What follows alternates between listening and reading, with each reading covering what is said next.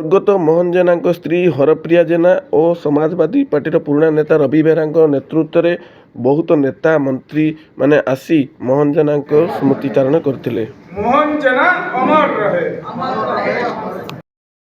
ପତ୍ରିକା ଉନ୍ମୋଚନ କରିବା କଥା କହିଲେ ଆଜି ଦିନରେ କୌଣସି ପତ୍ରିକା ଉନ୍ମୋଚନ ହେଇନାହିଁ। ମୋହନ ବାବୁ ଗୋटे ପ୍ରଗତିଶୀଳ ପତ୍ରିକା ବାହାର କରୁଥିଲେ, ଯେତେବେଳେ ସେ ଅସୁସ୍ଥ ହେଇଗଲେ କରିପାରିଲେ ନାହିଁ, ସେଟା ବନ୍ଦ ଥିଲା, କିନ୍ତୁ ସେଇ ପତ୍ରିକାକୁ ଆଗକୁ ଆମେ ବାହାର କରିବୁ।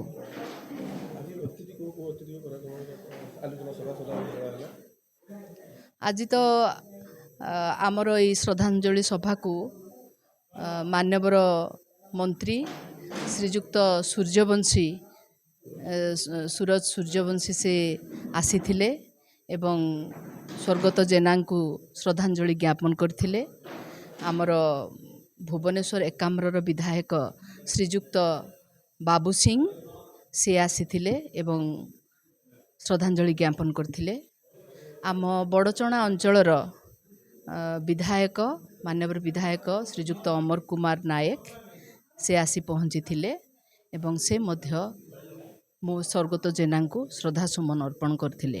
ତା ଛଡ଼ା ଆପଣମାନେ ଦେଖିଥିବେ ବିଶିଷ୍ଟ ବରିଷ୍ଠ ସାମ୍ବାଦିକ ଆମର ରବି ଦାସ ମହାଶୟ ସେ ଆସିଥିଲେ, ସେ ଶ୍ରଦ୍ଧା ଜଣାଇଥିଲେ ଏବଂ ମୋହନ ବାବୁଙ୍କର ସ୍ମୃତିଚାରଣ ମଧ୍ୟ କରିଥିଲେ ଏବଂ ମୋହନ ବାବୁଙ୍କ ବିଷୟରେ କେତେ ଗୁଡ଼ିଏ ତଥ୍ୟ ରଖିଥିଲେ, ଯେଉଁଟାକି ମୋତେ ବି ଅଜଣା ଥିଲା। ତାହା ତାଙ୍କଠାରୁ ତାଙ୍କ ମୁହଁରୁ ମୁଁ ବି ଶୁଣିକି କିଛି ତାଙ୍କ କଥା ବିଷୟରେ ମଧ୍ୟ ଜ୍ଞାତ ହେଲି। ତାଙ୍କ ସ୍ମୃତିକୁ ମନେ ରଖିବା ପାଇଁ ସେଇ ଯେଉଁ କାର୍ଯ୍ୟ ଆରମ୍ଭ କରିଥିଲେ ଏବଂ ଯେଉଁ କାର୍ଯ୍ୟଧାରା ଚାଲିଥିଲା, ଯାହାର ବିରାମ ଘଟିଛି ତାଙ୍କର ଅବର୍ତ୍ତମାନରେ, ସେଇ କାର୍ଯ୍ୟଧାରାକୁ ଆଗକୁ ଯଦି ଆମେ ନେଇପାରିବୁ ତାହେଲେ ତାଙ୍କ ପାଇଁ ହେବ ସେଟା ଶ୍ରେଷ୍ଠ ଶ୍ରଦ୍ଧାଞ୍ଜଳି। ଯେମିତି ସେ ବିଶେଷ କରି ସାମାଜିକ ନ୍ୟାୟରେ ସେଇ ବିଚାରଧାରାରେ ସେ ବିଶ୍ୱାସ ରଖିଥିଲେ। ସାମାଜିକ ନ୍ୟାୟ ନିଶ୍ଚିତ ଭାବରେ ସେ ଯେଉଁ କାର୍ଯ୍ୟକ୍ରମ ସବୁ ନେଇଥିଲେ ସେ କାମରେ କିଛିଟା ସେଟା ଫଳପ୍ରସୂ ହେଇଛି। ତାଙ୍କ ଜୀବିତା ଅବସ୍ଥାରେ ଯେ ହେଇନାହିଁ କିଛି, ସରକାର କିଛି କରିନାହାନ୍ତି କହିଲେ ଅତ୍ୟୁକ୍ତି ହେବ। ବହୁତ କିଛି ବିଷୟ ସମାଧାନ ହେଇଛି। ଯେମିତି ଆମର ଯେଉଁ ଦୃଷ୍ଟିହୀନ ସ୍କୁଲର ପ୍ରଧାନ ଶିକ୍ଷକ ଆସିଥିଲେ ତ୍ରିପାଠୀ ସାର୍, ସିଏ କହିଲେ ଯେ ମୋହନ ବାବୁ ଯେତେବେଳେ ଦୁଇଥର ଦୃଷ୍ଟିହୀନ ସଂଘର ପ୍ରେସିଡେଣ୍ଟ ଥିଲେ, ଦୁଇଥର ପ୍ରେସିଡେଣ୍ଟ ଥିବା ସମୟରେ ଦୃଷ୍ଟିହୀନ ପିଲାମାନେ ସଂରକ୍ଷଣ ପାଇବେ, ଚାକିରିର ସୁବିଧା ପାଇବେ, ଅଫିସର ହେବେ, ଇଭିନ୍ ଅଫିସର ବି ଚାକିରିର ସୁବିଧା ପାଇବେ, ଯେଉଁଟା ଉଚ୍ଚ ପଦସ୍ଥ କର୍ମଚାରୀ ସେଇଥିରେ ବି ସେମାନେ ସୁବିଧା ପାଇବେ। ଯାହା ସୁବିଧା ସାଧାରଣ ଲୋକ ପାଉଛନ୍ତି ସେଇ ସୁବିଧା ମଧ୍ୟ ଦୃଷ୍ଟିହୀନଙ୍କୁ ଦିଆଯିବ। ତା ପାଇଁ ସେ କ'ଣ ଆନ୍ଦୋଳନ ତ କରି ଯାଇନାହାନ୍ତି, କିନ୍ତୁ ସରକାରଙ୍କ ନିକଟରେ ବାରମ୍ବାର ଦାବି ରଖିଛନ୍ତି ଏବଂ ତାଙ୍କ ଦାବି ପୂରଣ ହୋଇଛି।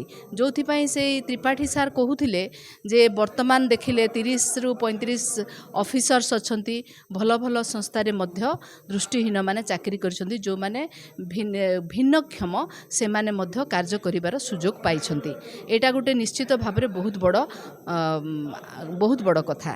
ବାକି ଯେଉଁ କିନ୍ନରଙ୍କୁ ଅଧିକାର ଦିଆଯାଉ, କିନ୍ନରଙ୍କର ବଞ୍ଚିବା ପାଇଁ କୌଣସି ରାହା ନାହିଁ। କିନ୍ନରମାନଙ୍କର ବଞ୍ଚିବା ରାହା ଆମ ସମାଜ ବ୍ୟବସ୍ଥା କ'ଣ ଦେଇଥିଲା?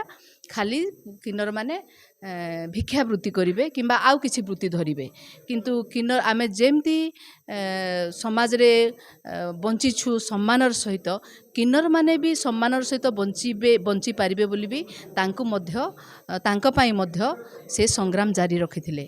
ଯେମିତି ଇଏ ଗଲା କିନ୍ନରଙ୍କ କଥା, ମହିଳାମାନଙ୍କର ସମ୍ମାନ କଥା ତ ନିଶ୍ଚିତ ଭାବରେ ସେ କାମ କରିଛନ୍ତି।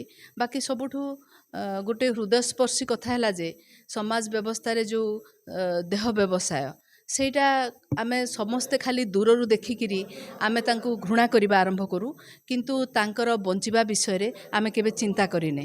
ସେ ବିଷୟରେ ମଧ୍ୟ ଏଇ ଯେଉଁ ମୋହନ ବାବୁଙ୍କର ସହଯୋଗ ସେ ବିଷୟରେ ଅଛି। କାରଣ ଜଣେ ଆମର ମଦନ ବାବୁ ଥିଲେ, ତାଙ୍କ ସ୍ୱାମୀ ଆଭାରାଣୀ ଚୌଧୁରୀ, ସେ ମଦନ ବାବୁ ଚାଲି ଯାଇଛନ୍ତି କିନ୍ତୁ ଆଭାରାଣୀ ଚୌଧୁରୀ ଅଛନ୍ତି, ତାଙ୍କର ପତିତା ଉଦ୍ଧାର ସମିତି ମଧ୍ୟ ଅଛି। ସେହି ସମିତିରେ ସକ୍ରିୟ ଭାବରେ କାମ କରୁଥିଲେ ମୋହନ ବାବୁ ଯେ ପତିତା ଉଦ୍ଧାର ସମିତି ଯେଉଁମାନେ ଦେହ ବ୍ୟବସାୟରେ ଜଡ଼ିତ ଅଛନ୍ତି ସେମାନଙ୍କର ମାନବିକ ଅଧିକାର କେମିତି ସୁରକ୍ଷିତ ରହିବ, ସେମାନେ ଖାଇବା ବଞ୍ଚିବା ପାଇଁ ସୁଯୋଗ ପାଇବେ, ସେମାନେ ମଧ୍ୟ ସମ୍ମାନର ସହିତ ବଞ୍ଚିବେ ବୋଲି ମୋହନ ବାବୁ ଚିନ୍ତା କରିଥିଲେ, ସେଇଥିରେ ମଧ୍ୟ କାମ କରିଥିଲେ। ବାକି ରହିଲା ଏଇ ଯେଉଁ ଜଙ୍ଗଲ ପରିବେଶ ତା ପାଇଁ ମଧ୍ୟ ସେ କାମ କରିଛନ୍ତି। ଯେମିତି ଆମ ବଡ଼ଚଣା ଏରିଆରେ ଆମର ଗିରି ଗୋବର୍ଦ୍ଧନ ପୂଜା ଆରମ୍ଭ କରିଥିଲେ। ଗିରି ଗୋବର୍ଦ୍ଧନ ପୂଜା କରିବାର ତାତ୍ପର୍ଯ୍ୟ ହେଉଛି ଯେ ଯଦି ଆମେ ଆଗରୁ ଯେମିତି ମଣିଷ ସବୁବେଳେ ପ୍ରକୃତି ପୂଜା କରୁଥିଲା, ଆମେ ଯଦି ଜଙ୍ଗଲକୁ ପୂଜା କରିବା, ପାହାଡ଼କୁ ପୂଜା କରିବା, ତାହେଲେ ଆମର ଜଙ୍ଗଲ ଆଉ ମାନେ ଜଙ୍ଗଲକୁ ଆଉ କେହି ଗଛ କାଟିବେନି, ଜଙ୍ଗଲ ରକ୍ଷା ହେଇଯିବ। ଜଙ୍ଗଲକୁ ପୂଜା କଲେ ଆମେ ପାହାଡ଼କୁ ପୂଜା କଲେ ଆମେ ପାହାଡ଼କୁ ଖଣି ମାଫିଆଙ୍କ ହାବୁଡ଼ରେ ସବୁବେଳେ ପକେଇବାନି। ମାନେ ପାହାଡ଼କୁ ଯେତେବେଳେ ଗୋଟେ ମଣିଷ ଜାତି ଯେତେବେଳେ ପାହାଡ଼କୁ ପୂଜା କରିବା ଆରମ୍ଭ କରିବ, ସେଇ ସମୟରେ ଯେଉଁମାନେ ପାହାଡ଼କୁ ପୂଜା କରୁଥିବେ ତାର ରକ୍ଷାକର୍ତ୍ତା ହେଇଯିବେ, ଯେଉଁମାନେ ଜଙ୍ଗଲକୁ ପୂଜା କରୁଥିବେ ଜଙ୍ଗଲର ରକ୍ଷାକର୍ତ୍ତା ହେଇଯିବେ। ତେଣୁକି ସେଇ ଭାବନାରେ ରହିକିରି ସେ ଗିରି ଗୋବର୍ଦ୍ଧନ ପୂଜା, ଗାଙ୍ଗୀ ପୂଜା ଏଇସବୁ ଆରମ୍ଭ କରିଥିଲେ।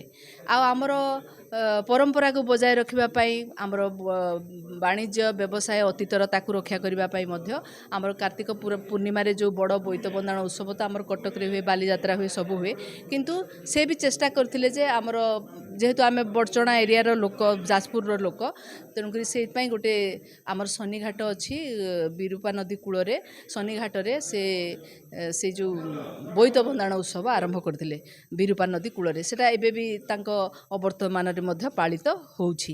ସେଇଥିରେ ବି ସେ କହୁଥିଲେ ଯେ ଆମେ ଯେଉଁ ଆମର ପରିଚୟ ହେଲା ଆମ ଅତୀତକୁ ନେଇକରି ଆମର ବର୍ତ୍ତମାନର ପରିଚୟ। ତେଣୁକି ଆମ ଜନସାଧାରଣ, ଆମର ବ୍ୟକ୍ତିବିଶେଷ, ଆମେ ସମସ୍ତେ ଆମର ଅତୀତକୁ ଆମେ ଚିହ୍ନିବା ଦରକାର। ଆମେ ଅତୀତକୁ ଚିହ୍ନିଲେ ହିଁ ଆମେ ଭବିଷ୍ୟତକୁ ତାକୁ ଧରିକି ସେଇ ଉପରେ ଛିଡ଼ା ହେଇକିରି ଆମେ ଭବିଷ୍ୟତକୁ ଦେଖିପାରିବା। ଆମ ଉତ୍ତର ପୁରୁଷ ସେଥିରେ ସେମାନେ ଶିକ୍ଷିତ ହେବେ। ତେଣୁକରି ସେ କେତେ କ'ଣ କରିଛନ୍ତି। ବ୍ରାହ୍ମଣୀ ବଞ୍ଚାଅ ଆନ୍ଦୋଳନ ପାଇଁ ବି ଲାଗିଥିଲେ ଯେ ନଦୀ ମାତୃକା ବଞ୍ଚିବା ଦରକାର, ନଦୀ ପଲ୍ୟୁଟ୍ ହେଉଛି, ନଦୀକୁ ବି ରକ୍ଷା କରିବା ଦରକାର, ଏସବୁ ବହୁତ କିଛି କରି ଯାଇଥିଲେ। ଆଉ ସେଇଟା ଯେ ଏବେ ଚାଲି ନାହିଁ ସେମିତି ମୁଁ କହୁନି, ମହାନଦୀ ବଞ୍ଚାଅ ଆନ୍ଦୋଳନ ଚାଲିଛି, କରୁଛନ୍ତି।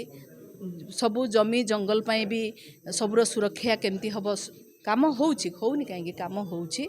ଶିକ୍ଷା ଦେଇଥିଲେ କହିଲେ କେତେ ଦୂର ଠିକ୍ ହେବ ମୁଁ କହିପାରୁନି।